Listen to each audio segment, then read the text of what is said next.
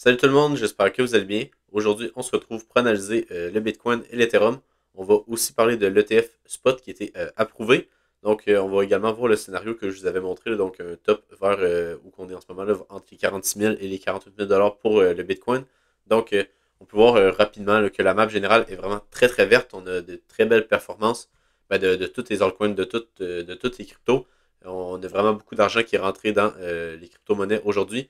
On a également l'Ethereum qui a bien performé comparativement au Bitcoin qui est juste ici, là, qui est même pas, qui est genre, qui a quasiment rien fait. Là. On peut voir qu'il est parti de 44 à 47, mais bon, il n'a pas fait grand-chose aujourd'hui. Il est à 1,8%.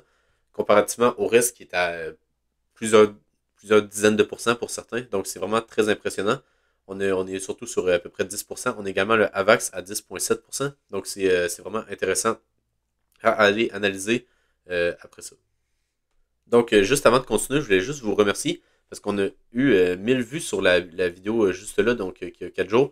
Donc, ça fait vraiment plaisir. Puis, depuis le début de l'année, ça va super bien pour les vues et tout, là, comparé à, mettons, 2023. Donc, je vais juste remercier tout le monde qui est nouveau sur la chaîne et tout. Donc, si jamais vous voulez vous abonner, n'hésitez pas. Puis sinon, c'est pas plus grave que ça. Donc, on est rendu quand même à 83 abonnés, donc c'est pas si mal. Donc, vraiment, qu'est-ce qui était à regarder aujourd'hui, c'était que la SEC a approuvé les ETF de Bitcoin. Mais qu'est-ce qui est intéressant aussi, c'est qu'on n'a pas vraiment eu de pump du côté du Bitcoin. On est resté sur les 47 000 environ. Donc, ça confirme vraiment ma théorie que le top, on devrait être proche d'un top pour le Bitcoin. J'en ai également parlé sur Twitter qu'on pourrait être très proche d'un top pour le Bitcoin, puis qu'on pourrait, par exemple, faire une sorte de distribution. Puis pendant ce temps-là, que les altcoins, qu'eux autres, ils performent très bien, comme on peut voir en ce moment avec l'Ethereum qui breakout, qu'on a plusieurs, comme par exemple le AVAX qui a bien performé. Le trade en ce moment, il est à environ 0,6 heures de gain, donc c'est plutôt bien. Donc, ça va être vraiment intéressant d'aller voir parce qu'on a vraiment beaucoup d'altcoins qui sont bien positionnés pour continuer à pump puis prendre beaucoup de valeur dans les prochains jours. Donc, ce matin, sur Twitter, je vous ai partagé ce graphique-là qui montrait en gros qu'on était sûrement proche d'un top pour le Bitcoin. En gros, c'est que ici, pendant la journée, on est resté sur ces environs-là. Euh, la seule affaire, c'est qu'on n'est pas venu chercher la liquidité en haut des 48 200 $. Donc, pourquoi pas venir chercher la liquidité avant de dump? Ça pourrait être une possibilité pour le Bitcoin. Mais je pense qu'ici, on est vraiment sur une sorte de distribution sur ce niveau-là. Puis après ça, on va pouvoir venir chercher les equalos qu'on a laissés plus bas, juste ici. Donc, je pense que le top il est très très proche d'être validé sur le Bitcoin. Puis comme que je vous disais, on pourrait descendre jusqu'au 34 000 ici, mais même je pense 32 000 que ça pourrait être une autre target qui pourrait être possible. Donc, dans ces environs-là, je pense que c'est très possible qu'on voit un Bitcoin dans les prochains mois sur ce niveau-là. Mais ça reste qu'à court terme, on a quand même des altcoins qui pourraient bien performer durant les prochains jours, prochaines semaines peut-être, en regardant également le Total 3 qui est très bullish. On a également le graphique de l'Ethereum Bitcoin que pour moi, je pense qu'on a fait le bottom également. Donc c'est intéressant parce que sûrement qu'on a un top pour le Bitcoin, puis on a un bottom pour le graphique Ethereum Bitcoin. Donc ça veut dire que logiquement, dans les prochaines semaines, l'Ethereum devrait plus performer que le Bitcoin. Mais en vrai, c'est normal parce que ça voudrait simplement dire que l'Ethereum breakout de sa petite phase de consolidation. Donc on était juste au-dessus de son range, si vous vous rappelez. Puis là, logiquement, l'Ethereum devrait breakout. Donc l'Ethereum Bitcoin devrait également breakout puis venir chercher le haut de son range juste là. Mais premièrement, je vais regarder ce niveau-là, donc les 0,06. Mais je pense qu'on va venir chercher le haut du range, ça serait très probable. Donc, on va commencer par le Total 3, que en gros, c'est ça que je vous montrais qui pouvait être très bullish le Total 3, parce qu'en gros, c'est qu'on était revenu retester la zone de résistance weekly qui est juste là. Donc, ça veut dire que logiquement, sur le Total 3, c'était juste un retest ici, pour ensuite continuer à monter tranquillement. Puis, je pense que si on dézoome un peu, on va bien le voir sur le Total 3, là, c'est ça, c'est qu'on était venu retester ce niveau-là. Donc, logiquement, ici, on devrait pump. Euh, Moi, je viserais personnellement environ ces niveaux-là. Donc, en gros, ça, c'est ici la première zone de résistance parce que on va venir combler entièrement la zone de fair value gap en weekly. Mais comme on peut voir sur le Bitcoin, par exemple, ça n'a pas arrêté de monter. Donc, pourquoi pas venir chercher la zone de supply qui est juste là. Donc là, ça fait quand même des targets qui sont très très hautes pour les altcoins en général. Ça veut dire qu'il y a des altcoins qui vont plus performer que ça. Donc, si on fait juste mettre la zone de supply juste là, on peut voir que par exemple, si on viendrait chercher ce niveau-là, ça ferait déjà un 50% environ. Donc là, ça fait une très belle performance. Puis ça veut dire qu'il y aurait des altcoins qui feraient sûrement des x3, x4, pendant que d'autres qui ne bougeraient pas beaucoup. Donc ça va être surtout d'essayer de se focaliser sur certains altcoins qui vont bien performer. Donc ouais, premier niveau, ça serait ce niveau-là, donc environ les 600 milliards. Puis après ça, l'autre niveau, ça va être les 760 milliards environ, qui va être un autre niveau important à regarder. Mais je pense qu'on peut y aller facilement dans les prochaines semaines, avec surtout un Bitcoin qui stagne sur ces niveaux-là. Donc en gros, la liquidité va aller du Bitcoin vers les altcoins, vers le Ethereum en premier, puis après ça, vers les altcoins, donc les plus high cap, après ça, plus low cap, après ça, les shitcoins. Donc quand on va commencer à avoir des shitcoins qui vont bien pump, ben, je pense que ça va être la fin du cycle, puis que c'est là qu'on va voir le Bitcoin faire son top, puis redescendre aux 32 000 $. Donc on peut bien voir l'Ethereum qui a vraiment bien rebondi sur le haut du range qu'on avait juste là. Donc en gros, c'est qu'on avait une sorte de range on peut le voir juste là. Donc en gros, c'est qu'ici, on allait dans la borne hausse. Après ça, on rebondissait, mais on rebondissait tout le temps un petit peu plus haut. Donc on pouvait voir que généralement, l'Ethereum était plutôt bullish. Puis ensuite, ben, on est venu breakout. Après ça, on est venu faire un retest juste ici. Donc ça, c'était vraiment un retest magnifique. Puis ben, là, on peut voir qu'on a bien breakout. Donc on a confirmé le retest de cette zone-là. Ça veut dire que logiquement, on ne devrait pas revenir en dessous de ces plus bas-là. Qu'on devrait continuer à pump sur l'Ethereum. Donc ça veut dire que pour moi, la prochaine target que j'aurai, si par exemple on va en daily, ça serait les 0,5 de Fibo qui se situe juste là, donc aux 2900 $. Donc on a encore pas mal de marge pour monter. Donc ça va faire, ça pourrait encore faire une pop-up performance de 6-7% environ, ça dépend où qu'on s'arrête, mais mettons 10% même, qu'on pourrait se rendre donc dans le milieu à peu près de la zone de supply. Donc je vais vraiment regarder ce niveau-là pour pourquoi pas avoir un petit peu de vente. Mais jusqu'à là, jusqu'on atteigne ce niveau-là, je pense qu'on va avoir des beaux longs à effectuer sur l'Ethereum. Sinon, on parlait aussi en plus petit time frame. Moi, personnellement, j'avais un long qui était sur Ethereum. Je me suis fait malheureusement stop loss sur la mèche qui était juste là. J'avais mon take profit qui était là. Donc, si vous vous rappelez, j'étais rentré en long sur Ethereum vers ce niveau-là. J'avais un stop loss en dessous de ces plus bas-là. Et en gros, j'avais mon take profit qui était juste ici. Mais je me suis fait stop loss sur la mèche qui était juste là. Parce que j'avais monté mon stop loss en dessous de ces plus bas-là. Parce que si on va en 1 heure, on peut le voir qu'en gros, j'avais mis mon stop loss en dessous de ce plus bas-là. Puis il est venu se faire prendre avant de pump. Donc c'est un peu triste, mais c'est pas si grave que ça. Ça reste que c'est du trade management. Puis d'habitude, ça passe quand même. D'habitude, on ne vient pas chercher ce niveau-là avant de pump. Donc par exemple, ici, on aurait dû continuer de pump. Là, on n'aurait pas dû faire cette mèche-là parce que ici, en gros, c'est qu'on était venu faire un niveau plus haut.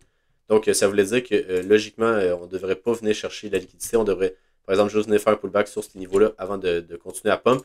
Donc en gros, c'est qu'on aurait dû faire quelque chose comme ça ici, puis après ça, pump. On n'aurait pas dû venir chercher mon stop loss. Mais c'est pas si grave que ça. Ça reste que c'est un trade à 1.3 heures. Donc c'est pas si grave que ça, mais ça reste que j'aurais aimé mieux TP ici.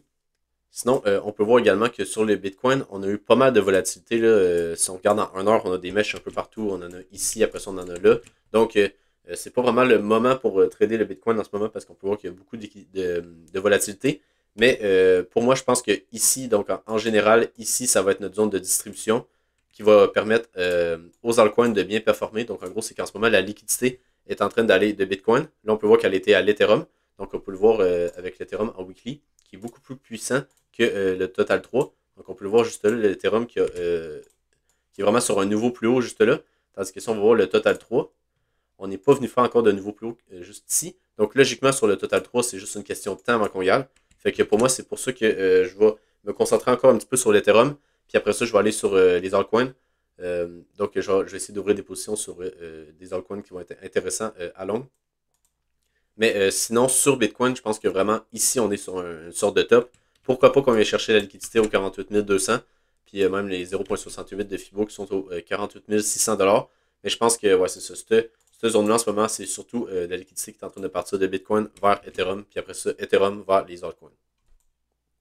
Donc, si vous vous souvenez, j'avais une position en long sur le AVAX. Donc, pour le moment, on est bien en profit. Donc, pour le AVAX, en gros, si on va en 1 heure, en gros, c'est qu'ici, on peut voir qu'on avait la trendline que je vous avais dessinée là, en daily. Puis après ça, qu'est-ce qu'on est venu faire aujourd'hui? C'est qu'on est venu la break. Donc, en gros, qu'est-ce que je vous avais dit? C'est que moi, je pensais que quand j'étais rentré en position ici, c'est qu'on allait minimalement venir chercher la trendline. Donc là, on est venu chercher la trendline. Donc, pour moi, qu'est-ce que je vais faire? C'est que sûrement que je vais venir mettre, je vais même venir mettre mon stop loss en dessous de ces plus bas-là.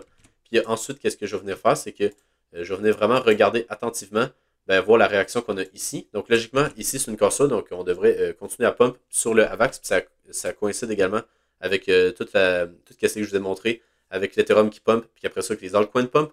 Donc, sûrement que sur le AVAX, on va pouvoir continuer de bien monter, puis de continuer de monter vers mon take profit qui est juste là.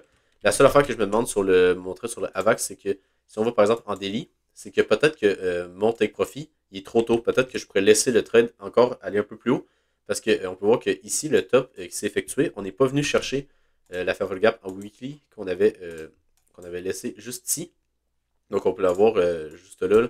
Donc, je me dis pourquoi pas, par exemple, avoir une target qui est un petit peu plus haute. Par exemple, les clôtures qu'on avait laissées ici, on peut voir que c'est un niveau pivot. Donc, en gros, on était passé en dessous. Après ça, on avait clôturé au-dessus. Après ça, on était venu retester juste là. Donc, pourquoi pas que j'ai un take profit qui est un petit peu plus élevé vers ce niveau-là. Ça laisserait en même temps, il faudrait juste que je laisse le trade un petit peu plus respirer. Donc, ça veut dire que je monte mon stop loss moins agressivement.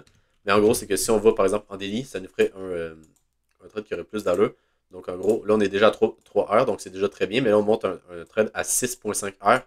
Donc là, ça ferait du sens de peut-être de monter un petit peu mon take profit pour aller chercher, par exemple, comme je vous montrais en weekly, le niveau pivot qui était sur les 64$ environ. Donc, ouais, je pense que c'est ça que je vais faire sur le AVAX, de monter un petit peu mon take profit pour après ça avoir des meilleurs profits sur le AVAX au lieu de juste venir clôturer sur ce dernier plus haut-là. Parce que logiquement, sur le AVAX, on est dans une tendance qui est haussière. Donc, on devrait venir casser ce plus haut-là, puis qu'on devrait continuer notre tendance. Jusqu'à maintenant, je ne vois pas vraiment de retournement de tendance sur les altcoins. Aussi, je voulais vous montrer le LDO. Donc, en gros, ce token-là, c'est un token qui est, en gros, c'est pour le stacking de l'Ethereum. Et en gros, qu'est-ce qui arrive souvent, c'est que quand que l'Ethereum se fait stacker, ben, c'est que, par exemple, pas que l'Ethereum pump, ben, c'est que les tokens qui ont par rapport à l'écosystème d'Ethereum vont également bien performer parce qu'en gros, sont interreliés, parce que les autres, ils font du stacking d'Ethereum. Donc, c'est pour ça que je vous montre ce graphique-là, parce qu'on peut voir que justement, le LDO est bienvenu casser la résistance qu'on avait juste là. Donc, logiquement, ici, c'est rendu un support. Donc, qu'est-ce que moi, je vais attendre? C'est simplement qu'on vienne faire un pullback sur ces niveaux-là. Donc, ça correspondrait en même temps peut-être à un Ethereum qui descend un petit peu, qui vient par exemple faire un pullback sur les 2500$ environ. C'était notre ancienne résistance. Donc, si on va en daily, on peut voir que j'ai identifié la zone qui était juste là comme une zone de demande. Parce qu'en gros, c'est que c'est cette bougie-là qui a causé la hausse qu'on a juste là. Puis en plus, c'est que on est venu faire un niveau plus haut. Donc ici, on est vraiment venu faire ici une continuation de la tendance haussière. Donc logiquement, on ne devrait pas revenir en dessous de ce plus bas-là. Donc les endroits que je trouve qui sont intéressants, c'est en gros, c'est la zone de demande en daily. Mais on a également une zone de Fairwell Gap en daily et en H12. Donc on peut la noter également. Donc c'est pour ça que je me suis mis une alerte sur ce niveau-là. Parce que ça devrait être un niveau qui devrait avoir une bonne réaction. Donc c'est pour ça que je vais regarder attentivement ce niveau-là. Puis après ça, si jamais je ne vois pas vraiment de réaction sur ce niveau-là, ben, je vais attendre qu'on vienne chercher la zone de demande avant de continuer de pump. Mais je pense qu'il y a de bonnes chances qu'on vienne chercher la zone de demande avant de pump, parce qu'en même temps, ça permettrait, si on prend un FIBO, de revenir en dessous des 0,5 de FIBO de ce mouvement-là. Donc ça serait beaucoup plus simple pour le marché d'avoir une correction un petit peu plus conséquente pour après ça venir pump. Puis en même temps, nous autres, ben, ça nous permettrait de rentrer en longue. Donc vraiment, le plus bas que je pense qu'il pourrait venir, ça serait sur ce niveau-là, vers les 0,786. Puis ça correspond en même temps avec la Fairwell Gap qu'on a juste là en 12 heures. Puis si même on va en 4 heures, peut-être qu'on va voir quelque chose de mieux. Mais je pense que ouais, ça ressemble pas mal à ça sur le LDO. Je pense qu'ici, on est peut-être proche d'un top pour après ça venir corriger un peu, pour après ça venir pump plus conséquemment sur le LDO, puis venir chercher. Je ne sais pas si c'est des ATH qu'on est en train de faire juste ici, ou si c'est parce que là, je suis sur le contrat de Binance. Donc peut-être que c'est juste qu'on n'a pas encore, on n'a pas les graphiques, mais peut-être que les graphiques fait ça comme ça. Je me souviens plus exactement sur le LDO. Mais ça reste que je m'attends quand même à ce qu'on vienne pump plus tard. C'est juste qu'on pourrait peut-être avoir un petit dip juste avant. Je voulais également vous montrer quelque chose sur le Bitcoin qui est très intéressant. Puis que, en gros, c'est que ça confirme aussi qu'est-ce que je pense qu'on va peut-être avoir un dip sur le Bitcoin dans les prochaines semaines, qui va correspondre avec, par exemple, la fin de l'altcoin season qu'on connaît en ce moment. Donc, en gros, c'est que si on va, ça c'est l'order book du Bitcoin, mais c'est juste en spot. Parce que d'habitude, je vous montre celle-là en futur. On peut voir qu'il y a pas mal plus d'ordres de vente. Mais celui-là en spot, en gros, c'est qu'on ne voit pas super bien, mais là, on le voit bien. C'est que les lignes qu'on a juste là, c'était des ordres qui attendaient de se faire fill. Donc, en gros, c'était des grosses whales qui voulaient vendre du Bitcoin. Puis, en gros, c'est que j'ai rarement vu ça, mais ici, on avait littéralement 1000 Bitcoins à venir vendre. Après ça, on avait encore 1000 Bitcoins, puis encore une fois 1000. Donc, c'est vraiment rare qu'on a autant de Bitcoin que ça. Donc, il y a eu 4000 Bitcoins qui se sont fait vendre sur ces niveaux-là.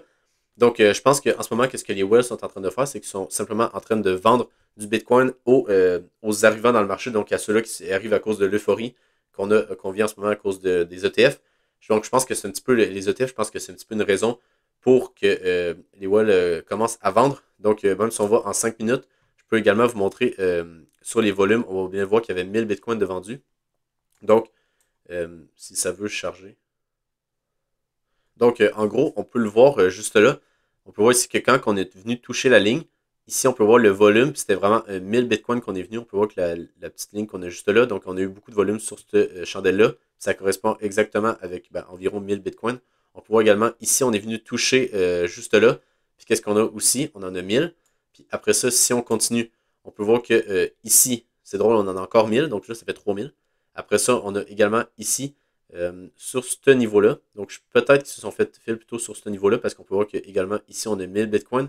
Puis après ça, je pense que ici c'est un petit peu moins là, de bitcoin sur cette chandelle-là ou cette chandelle-là. Je me souviens pas exactement, je pense que c'était genre 400. Fait que ça fait à peu près 4400 bitcoins qui se sont fait vendre en limite. Donc, je pense que vraiment, les whales sont en train de vendre aux particuliers. Donc, ça, c'est jamais un bon signe. Ça veut dire qu'on est sûrement sur un top pour le bitcoin. Puis on peut également le voir rapidement sur les futurs, que c'est rare que je vois autant d'ordres de vente. Regardez les ordres de vente qu'on a ici, c'est assez rare qu'on en a autant que ça. D'habitude, on en a un petit peu moins que ça. D'habitude, les ordres book sont beaucoup plus vides que ça. Mais là, on a énormément, on a aussi à la baisse, mais ça reste qu'au nord, on a énormément de ventes en ce moment sur le Bitcoin. Donc, ça reste que je pense que en général, les whales sont en train de vendre aux particuliers. Donc, logiquement, d'habitude, ça fait un top. C'est sûr que c'est pas un top long terme, c'est pas un top. Je pense qu'on venait chercher un ATH. C'est juste qu'à court terme, je pense qu'on peut revenir aux 30 000 $. Ça m'étonnerait pas du tout. Puis avec tout ce que je vois ici, ça confirme encore plus cette théorie-là qu'on pourrait revenir puis descendre un peu plus bas sur les bitcoins dans les prochaines semaines. Aussi, je vais juste dire que même si oui, je pense que ça va descendre, ça veut pas nécessairement dire, tu sais, je vais pas aller vendre du bitcoin moi personnellement en spot. Je vais simplement attendre qu'on descende, puis que si jamais on descend pas, c'est pas plus grave que ça. Ça va juste faire que ça va être moins chiant parce que, tu sais, j'aimerais mieux qu'on fasse juste monter puis qu'on vienne chercher les 80 000, 100 000 $. Demain, ça serait ça qui serait le mieux. Mais ça reste que c'est juste que c'est ça que je vois, puis que je pense qu'il faut se préparer à une correction. Mais si jamais on l'a pas, c'est pas plus grave que ça, puis on va juste continuer à pump, puis je veux dire, ça sera pas plus grave que ça pour moi. Puis en même temps, ça va faire que le Bitcoin va pump, fait qu'après ça, l'Ethereum va continuer à pump, puis après ça, les altcoins. Donc on va tout le temps avoir des bons setups. C'est juste que c'est ça. Si on descend, ben là, on va peut-être avoir une période de range. C'est sûr qu'on va avoir une période à un moment donné que ça va être plus calme, mais je pense qu'en ce moment, il faut vraiment essayer de rentrer sur le plus de setups possible parce qu'on a vraiment des très beaux setups sur plein d'altcoins. Donc, c'est vraiment là qu'il faut essayer de capitaliser pour faire des gains. Donc, si t'as aimé la vidéo, n'hésite pas à t'abonner sur Twitter et sur YouTube. Sinon, je te souhaite une bonne journée et on se retrouve pour une prochaine vidéo. Bye!